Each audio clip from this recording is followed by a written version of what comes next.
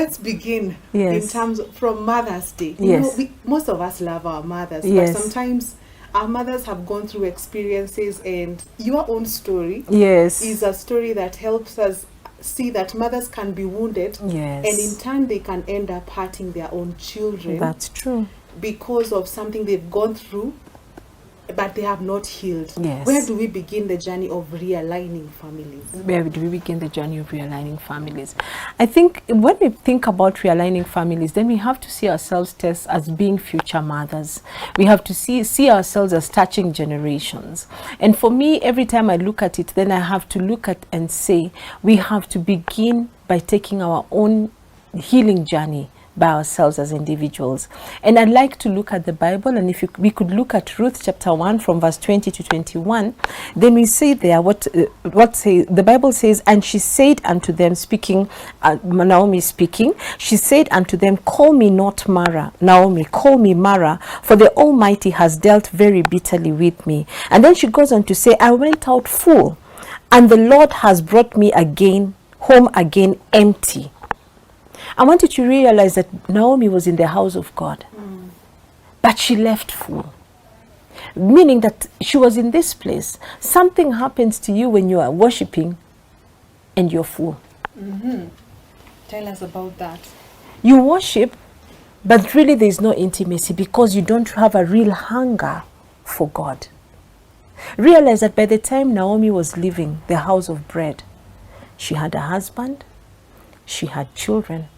And I want to believe that she was a woman of means, and that's why they could actually afford to leave when time was hard in this place. And yet that is true for many of us, Tess, where we define ourselves by my husband, we define ourselves by my children, we define ourselves by our status. This was a woman with a pedigree, she was a Jew. Mm-hmm. We define ourselves even by the money that we have, by the jobs that we have. But yet Naomi, in going to Moab, enters into a place of wilderness, where now she loses her husband, she loses her sons, she loses a provision, and that's why it was the hunger that was drawing her back to the house of bread.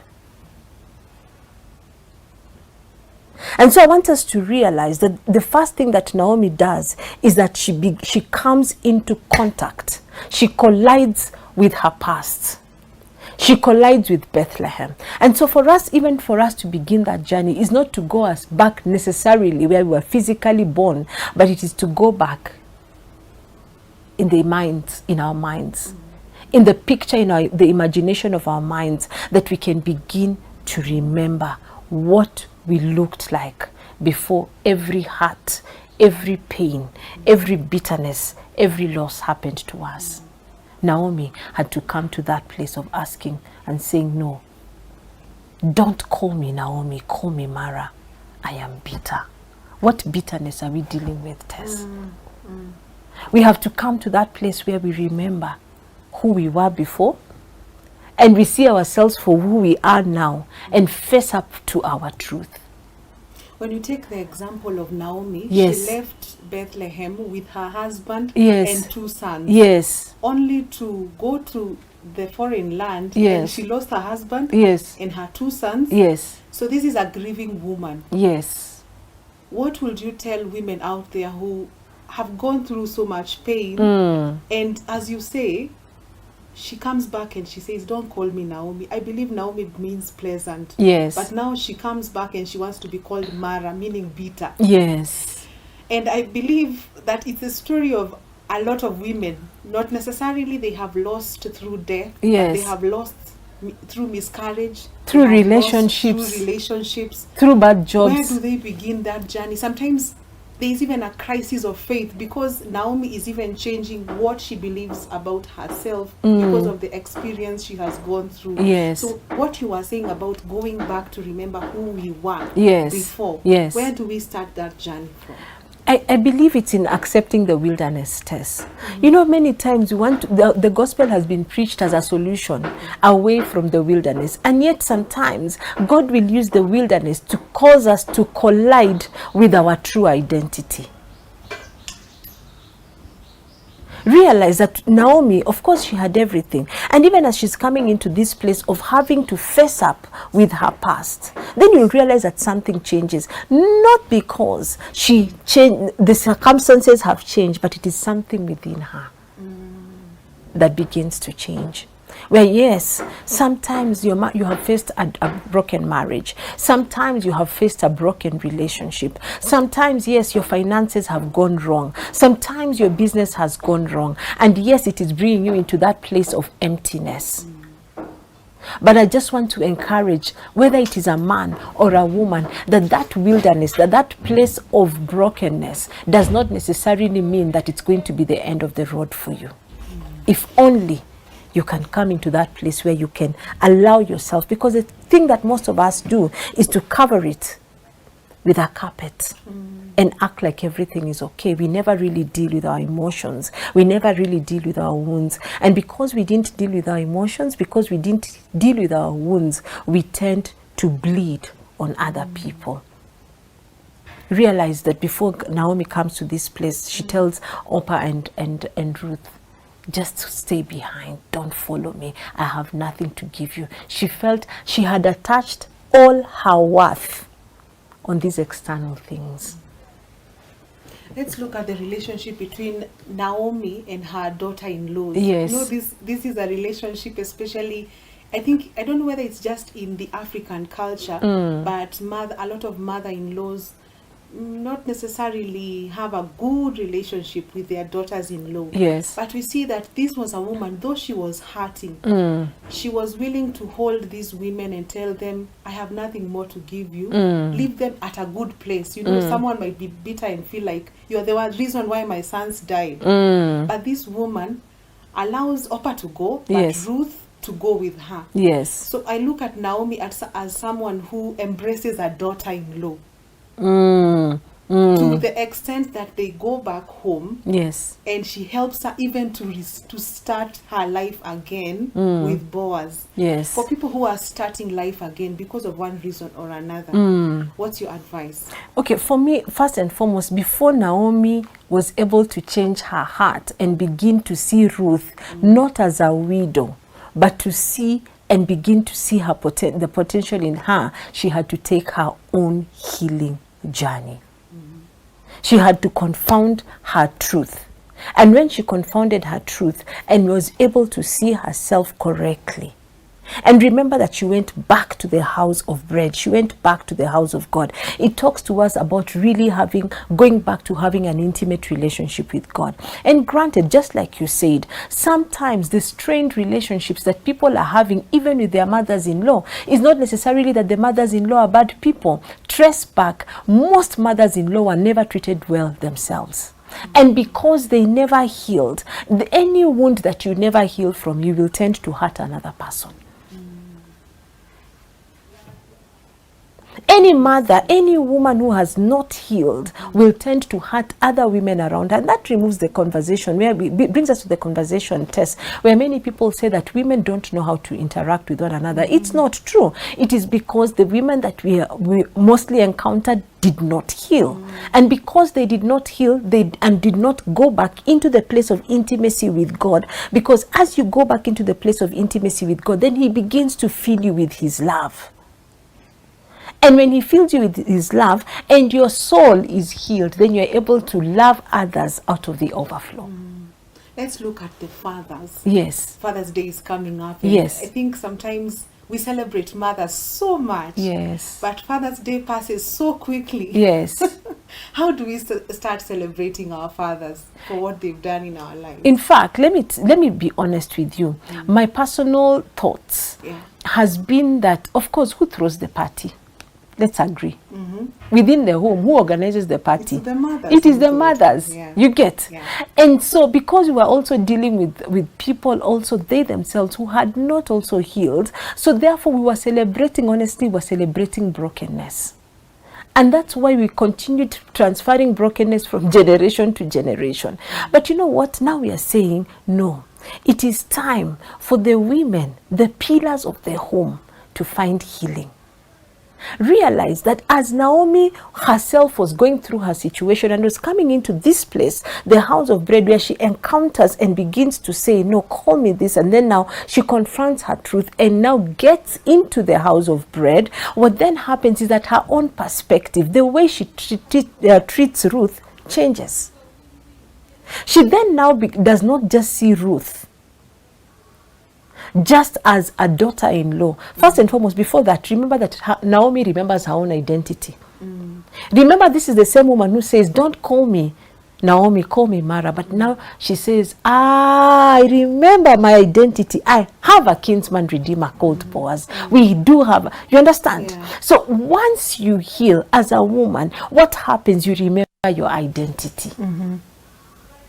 And when she remembered her identity, because her own identity is intact, then now she's able to love on Ruth. She begins, then her eyes open to see Ruth's potential. More than just seeing her as a widow, she begins to see her as a wife, as that she has capacity to become a wife. What happens to Naomi? She becomes a solution giver even for Boaz. When a woman is healed, they become solution givers even within their families. So how do they help the fathers in their healing journey? As you've called them, they are part of the pillars. I believe the man is a pillar, the woman is a pillar. Together they become one, and they build up a family. So let's say the woman finds her healing place, but as we know, men are known to keep things to themselves. It is said that when they tell their boys out there, they are told, kangumu, mwanaume ni kuvumilia, you know. But they still also need healing. So what's the role of the woman in helping the man in his healing journey of becoming healed and a good head of the home? That will take us to John chapter 15, I believe, verse 12, where the word of God says that as I have loved you, love one another as I have loved you. Because you have encountered the love of God, because you have encountered the truth of your healing process, what then happens is, as you continue in intimacy with God, then you pour out of the overflow, and you are able then to extend grace to your spouse. Not because they are perfect, but because you yourself have taken a journey. You're also able to open their eyes sometimes to be able to see their own gaps in a loving way. That makes sense. It makes sense. I'm just feeling like, in terms of men, how do women get them to open up, or society open up on their issues? Sometimes it's observing.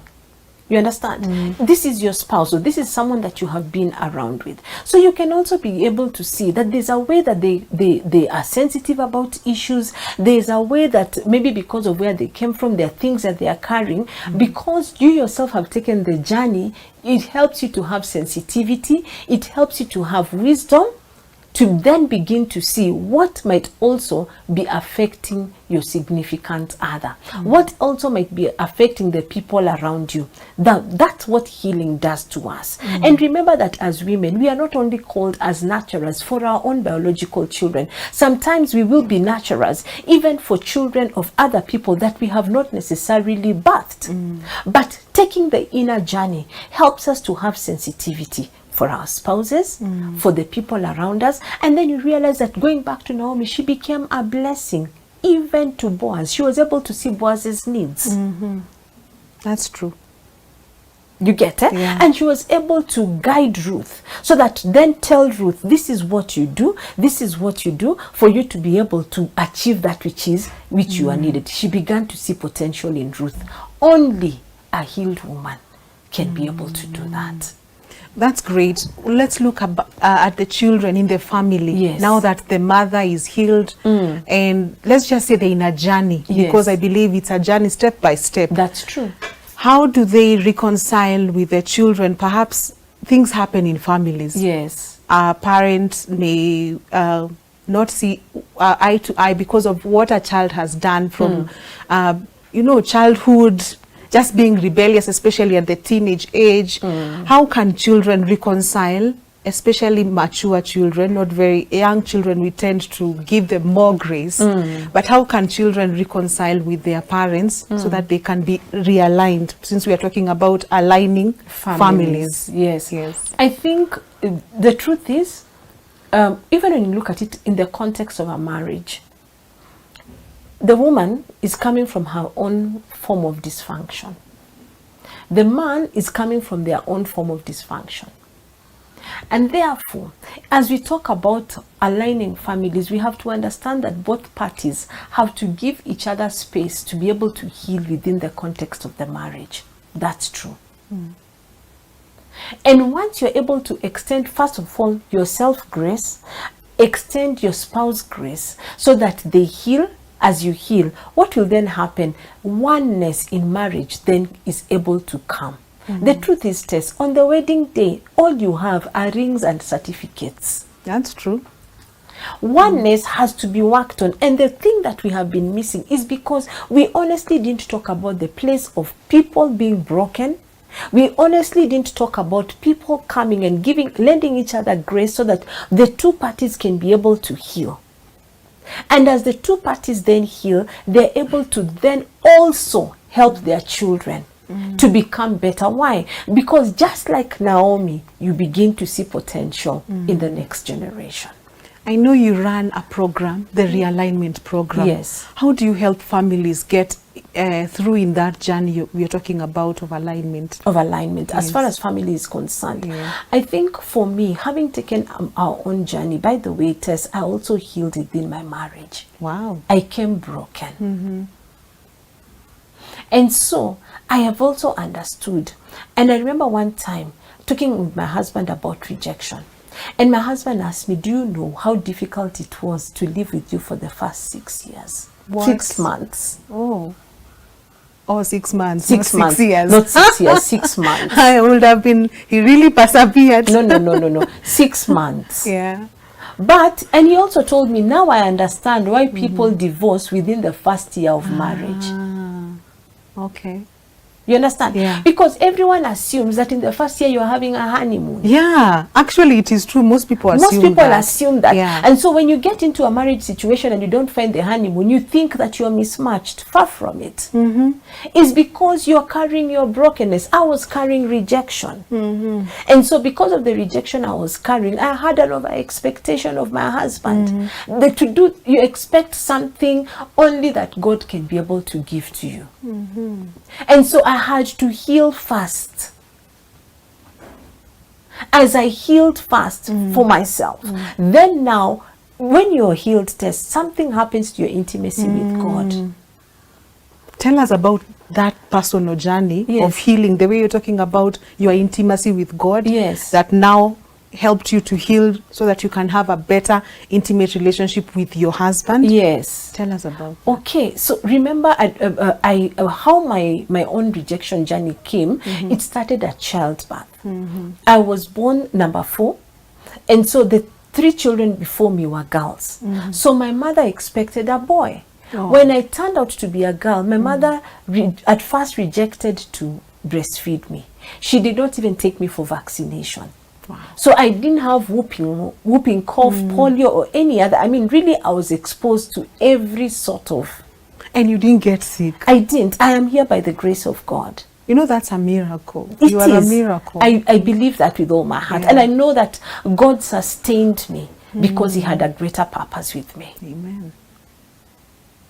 And so, growing up in such a setting, I remember, and then again, I had a different personality from my sisters. My sisters are still today, are a bit laid back. I am more strong-willed, more independent-minded. And so I was kind of a more difficult child to control. Not because I'm a bad person, but really it has to make sense for me before we agree on a direction.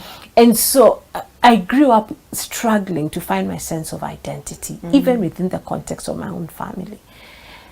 And so as I grew up, I think then because of that, when someone suffers rejection, they tend to attract rejection over and over again. A cycle. It becomes a cycle, yes, until you heal. And so when I got into marriage, and I found finally acceptance, I guess, and found someone who came so close to me, That was the time test that I was able to understand that I used to have anger, I had suffered cycles of rejection, and it was only then that I understood, or God led me by His Spirit to understand that this whole problem that I was dealing with came from my childbirth.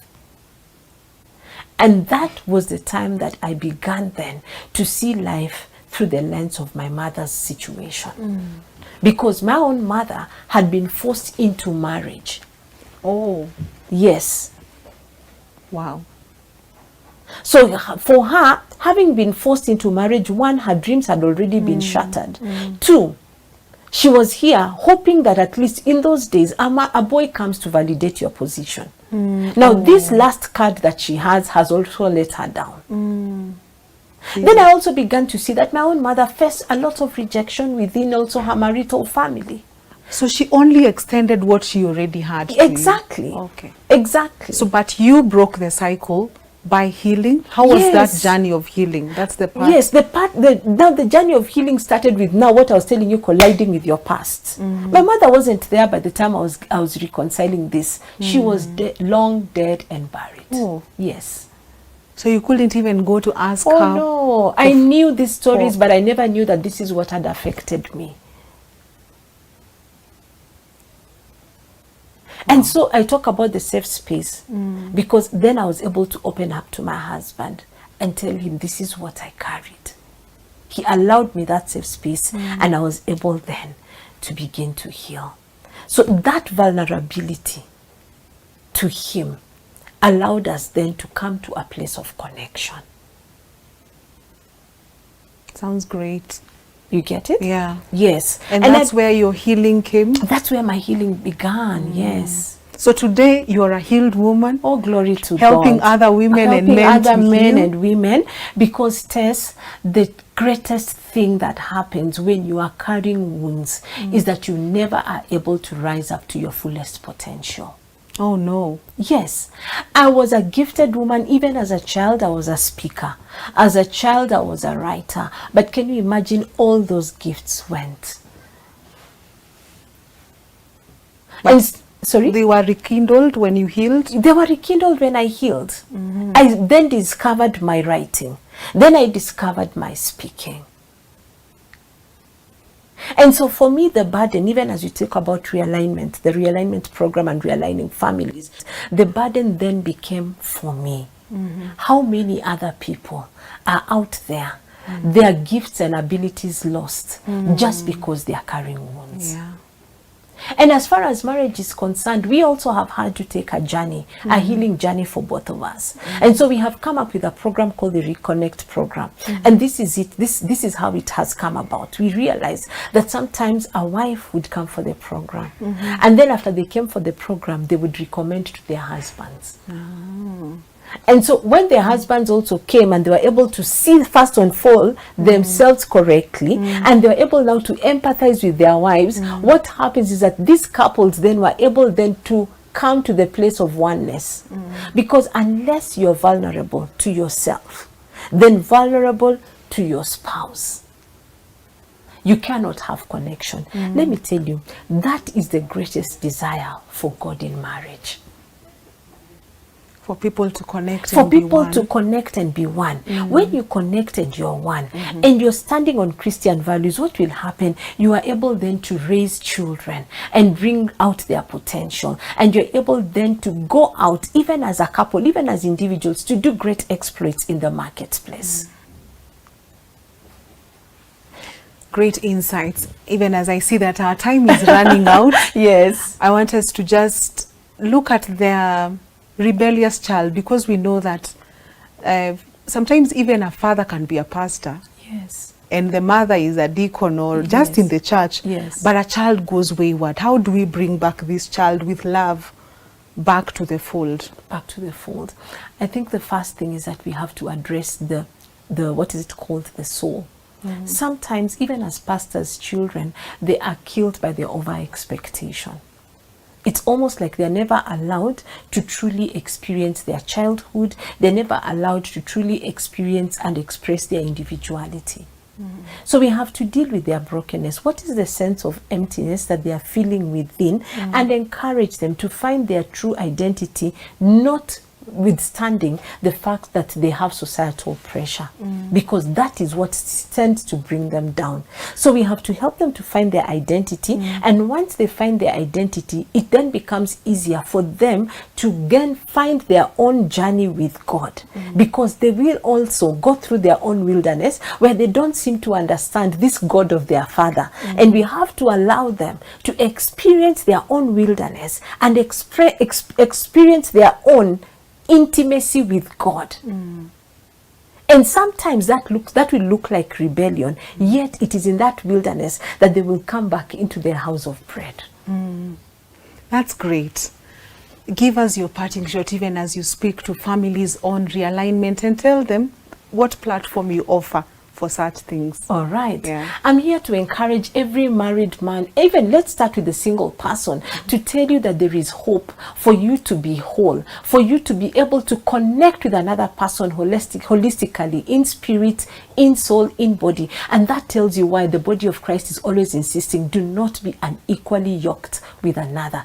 It is not us putting unnecessary pressure on you. We know where it goes, because it is important for you to be spiritually aligned with another person. I want now to speak to the couples. For you as a woman, for you as a man, it is possible for you to find healing even within the context of your marriage, to find healing from wherever you came from, to allow and extend grace to your spouse so that they too can find healing, and by the grace of God, both of you can come together and raise a godly generation that will have a great impact in the world, all to the glory and to the honor of His name.